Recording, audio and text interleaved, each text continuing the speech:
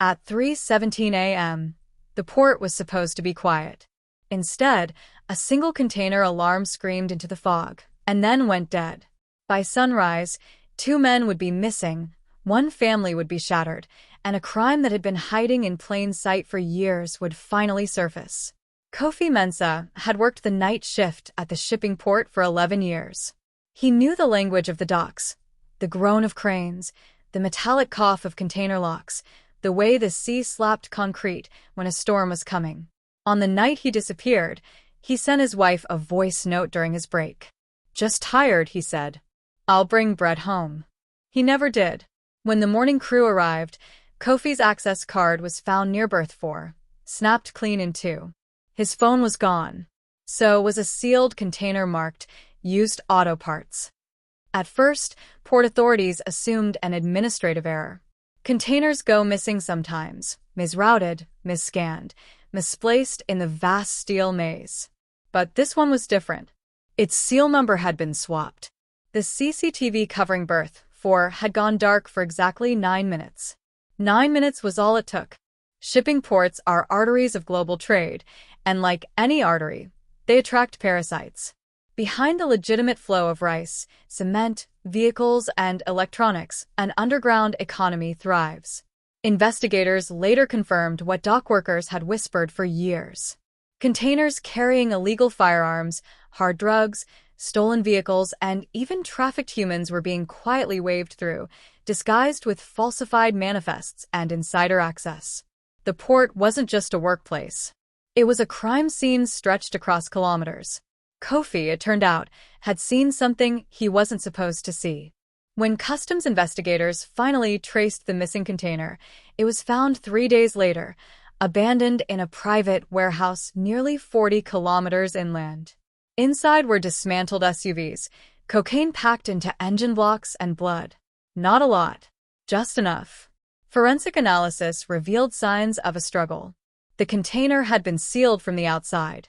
Temperatures inside would have exceeded 45 degrees Celsius. Kofi wasn't there. But another man was identified from partial fingerprints, Ya Boteng, a casual dockhand who had been reported missing by no one. No address. No family on record. He had died of asphyxiation. Someone had used him as a test.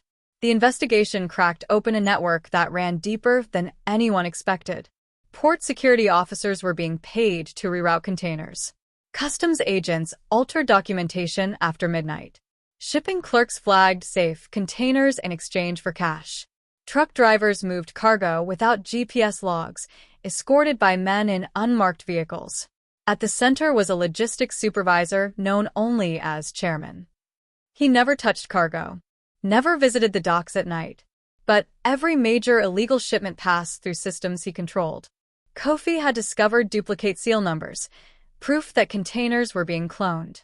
He reported it to a supervisor. That supervisor made a call. Phone records later revealed that Kofi was summoned back to berth 4 after his shift ended. Witnesses saw him arguing with 2 men near a container stack. Then the cameras went out. Investigators believe Kofi refused to cooperate. He wouldn't sign off on the altered log. He wouldn't look away. So they tried to scare him. They locked him inside the container with Ya. But something went wrong. When they reopened it, Ya was dead, and Kofi had vanished. To this day, no body has been found. When arrests finally came, they were quiet. No sirens. No headlines at first. 12 people were charged with offenses ranging from smuggling and corruption to manslaughter. Chairman disappeared 2 weeks before charges were filed. Kofi's wife still waits. Every time a ship horn sounds in the distance, she looks up. The port still operates. Ships still arrive. Containers still move like clockwork. But dockworkers say berth 4 feels different now. They say sometimes just before dawn, an alarm chirps for a second, and then goes silent. This story is real not because every name is known, but because the crimes are happening worldwide. Over 90% of global trade moves by sea, making ports prime targets for organized crime. Criminal networks rely on insiders, not force. Most smuggling cases are uncovered by whistleblowers, many of whom face retaliation. Disappearances at ports are often mislabeled as accidents or job abandonment. Ports don't just move cargo. They move secrets.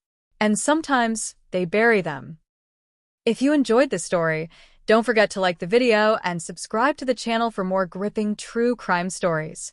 What do you think really happened to Kofi Mensah? Could the mastermind still be out there? Drop your thoughts and theories in the comments below. I'd love to hear from you.